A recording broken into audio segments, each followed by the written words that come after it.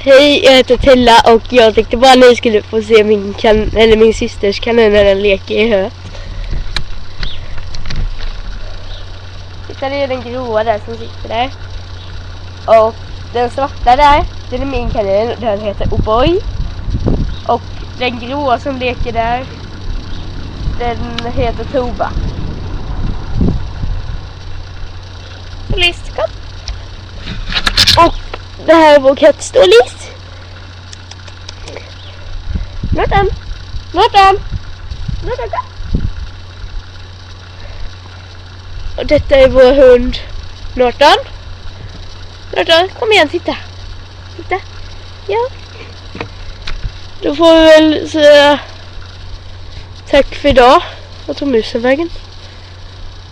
Okej, förlåt, det blir lite pinsamt, men